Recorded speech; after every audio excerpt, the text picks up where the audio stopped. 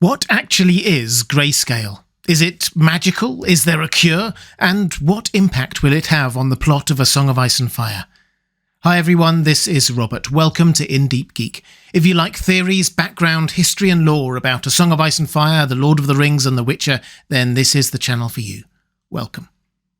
So what is Greyscale? Well, despite seeing it in various forms several times in the book, we never get a full medical explanation. However, it is clear that there are two major variants plus a third related version called the Grey Plague. The milder form is highly infectious. Those who contract it are usually children who live in cold or damp climates, and they usually survive. It results in a slow hardening and greying of flesh in one or more areas of the body. Over time, the stony flesh cracks, causing it to resemble fissured stone. Those who do survive never heal, but are immune to further infection, including the more dangerous strains. Balon, Euron, Victarion and Aeron once had a brother named Howland who slowly died from a Greyscale infection in his respiratory system. He suffocated slowly as his lungs and throat turned to stone. Shireen Baratheon, who contracted it in the cradle, is our best living example. Stannis summoned every healer and maester he could lay his hands on, and something clearly worked. Or perhaps it just stopped of its own accord, we don't know. Though she acquired immunity, grey skin remains on her face and will never heal. The consensus among most of those around her seems to be that its spread has been stopped, she's no longer contagious, and it probably won't return. But not everyone thinks that.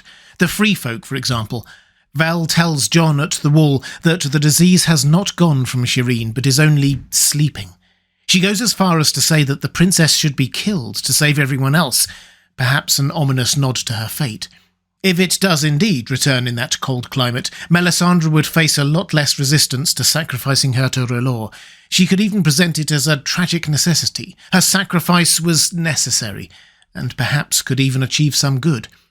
Still, at the moment, Shireen seems to have quite a mild version. The deadlier version is often more insidious too, because it can be harder to detect. Rather than a patch of skin here or there, the entire body starts turning to stone. It begins in the fingers and toes, working its way slowly up the arms and legs while blackening and numbing the afflicted areas. We see Haldan Halfmaester test for Greyscale by poking fingers and toes with a knife, pointing out that as long as there's feeling in those digits, there's no Greyscale. For those much less fortunate, the disease afflicts the internal organs as well.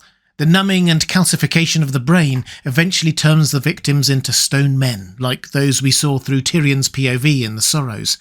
Stone men somewhat resemble wights in that they are mindless, relentless killers who feel no pain, and are the product of sorcery, though we'll come back to that in a moment. This virulent form of Greyscale continues until there is no flesh remaining, and the infected end as statues. Given how it affects skin, those who die this way are unlikely to look much like they did before the disease. Thus, these formerly human statues tend to be grotesque. So we have a milder version, most often appearing in childhood, whose spread may be climate-related in some way, and a stronger version, more often experienced in adulthood, and mostly spread by contact with someone who already has Greyscale. Can either be healed or halted? Perhaps. There's the Shireen example, of course, though there is no consensus on how. Some maesters prescribe limes, mustard poultices, and scalding hot baths, or perhaps washing in vinegar, whereas Septon suggests more pious prayer-based solutions. Conventional wisdom also seems to suggest complete amputation of any affected limbs, but that is not always effective. Basically, if you get either of these first two types of the disease, there is some but not much hope for you, though at least you have time. It can take months or years for it to work its way fully through your system. That's why many Associ living in or near Rhoyne send their afflicted to the Sorrows to see out their lives there, protecting the uninfected while ostensibly at least showing mercy to the damned. As horrific as that fate may seem, it pales in comparison to the related disease known as the Grey Plague or the Grey Death, which is much faster working and much more infectious. It can apparently be spread by rats as well as humans and can nearly wipe out whole cities. Grey Plague struck Old Town when Grand Maester Pycelle was a boy, killing 3/4 of the city population, and hit Pentos some years before the main story, killing Illyrio's beloved wife Sarah and 2,000 others. He claims to have kept her stone hands to help remember her. Concerningly, we hear reports during one of Ariane's chapters in A Feast for Crows that it has hit Yi Ti. How far will it travel from there? Unlike any other disease in Westeros, Essos or beyond, we can actually pinpoint the origin of Greyscale. Without the sort of technology and understanding of biology that we have in the real world, such determinations are normally impossible as the truths are hidden by nature. But Greyscale is not natural, it is supernatural. During the Second Spice War, hundreds of years before the main story, the city of Volantis allied with 3 Valyrian dragonlords against Prince Garin the Great's united force of Rhoynar city-states. Prince Garin famously declared that their water magics would ensure victory as long as they stayed close to Mother Rhoyne. It appeared to be true for a time. Along with 250,000 soldiers, Rhoynish water wizards conquered the Valyrian cities of Selhoris and Valisar. The two sides then brought their full might to bear at the city of Volontheris, where once again Rhoynish wizardry won the day, despite 3 dragons on the Volantene side. Volantis, concerned that their city might soon find itself conquered or flooded, sought aid from Valyria itself. It seems the Dragonlords were not only willing to assist, but seemingly eager to stamp out the notion that dragons could be defeated, that Valyria could be defeated.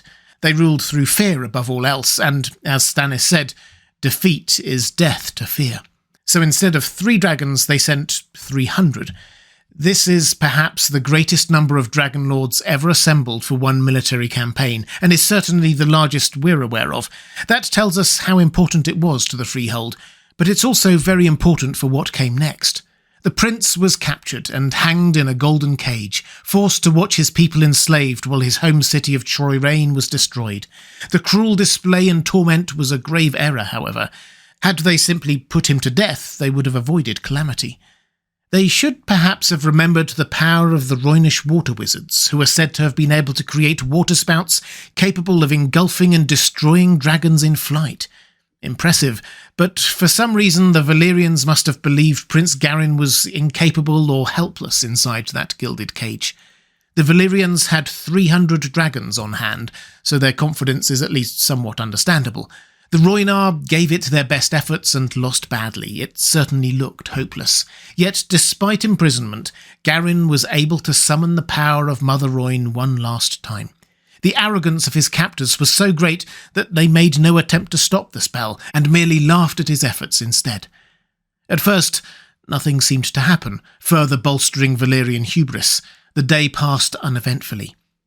Perhaps it was proximity to Mother Rhoyne, or the trauma of seeing the end of his people, or something else altogether.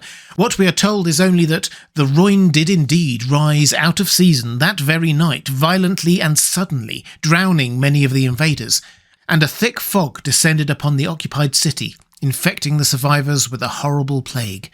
That plague was Greyscale. The Valyrians began dying in great numbers. They would have no idea what was happening at first, as many would have become infected before showing symptoms. It seems they had the second or worse kind of Greyscale. The big question is, how many of them? How many of the 300 Dragonlords were still present when the plague struck? We're perhaps meant to picture the ruined, flooded and foggy city of Troyrain filled with statues, silvery gold-haired stone men with purple eyes and dozens of riderless dragons.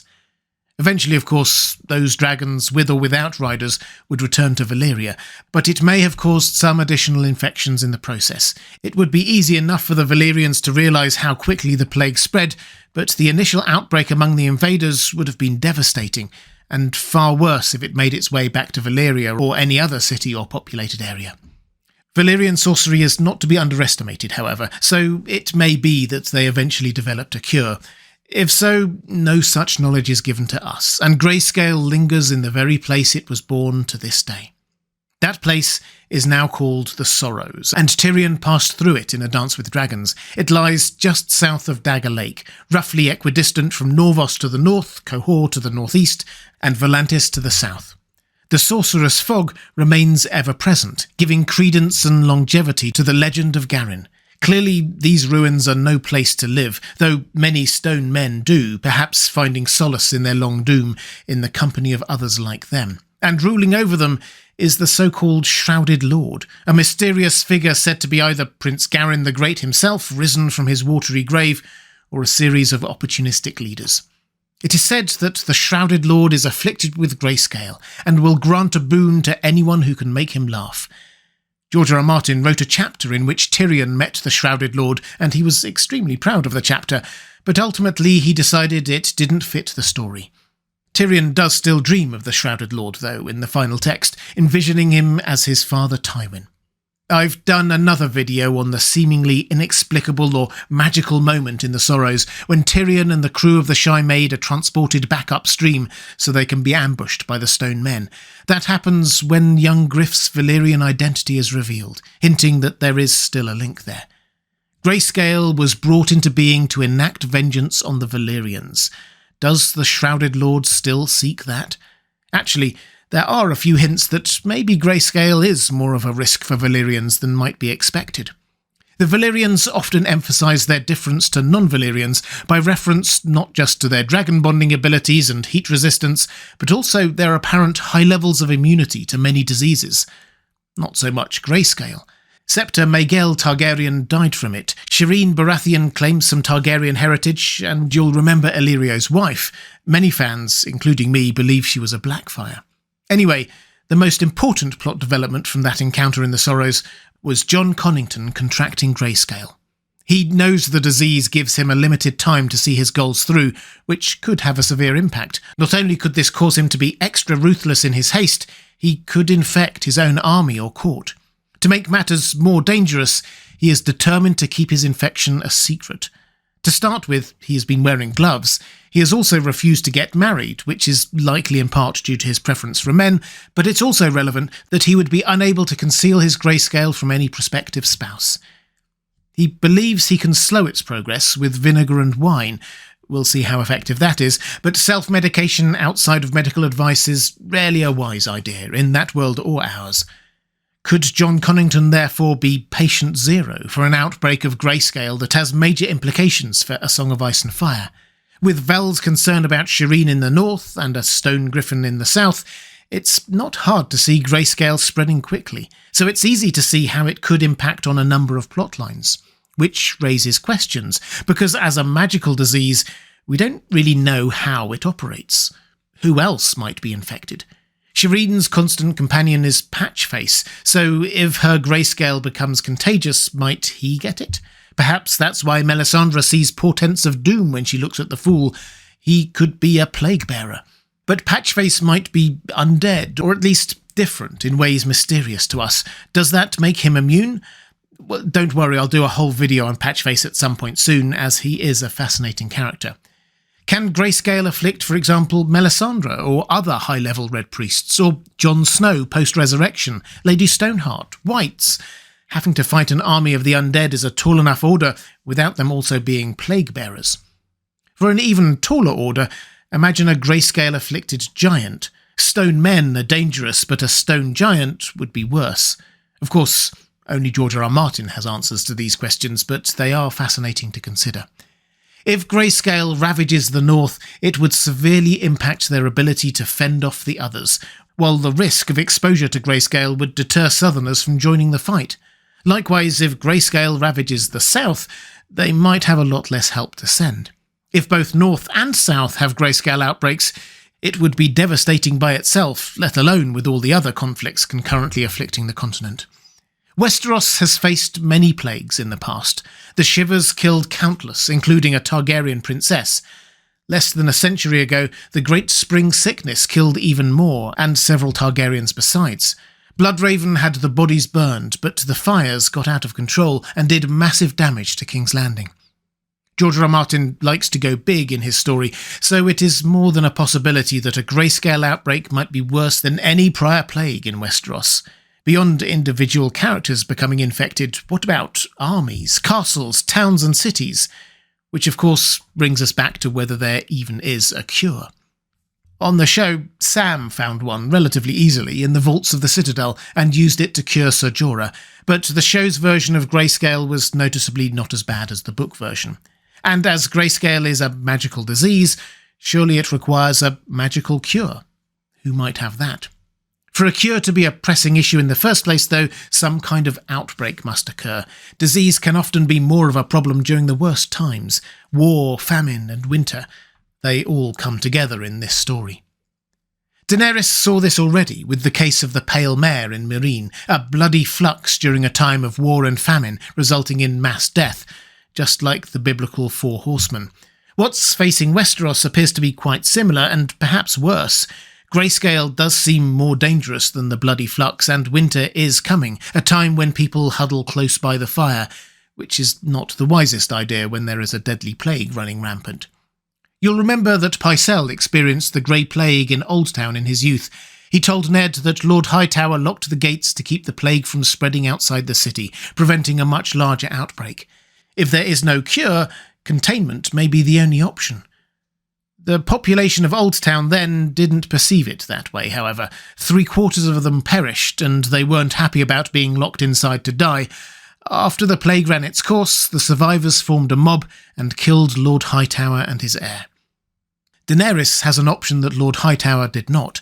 While Shireen could theoretically be burned to prevent the spread of Greyscale, that wouldn't do much good if it has already spread to other hosts. If a group of infected people spread out to many locations, not much can be done, but if they are all contained in one location, like a town or a city, Drogon could be the answer.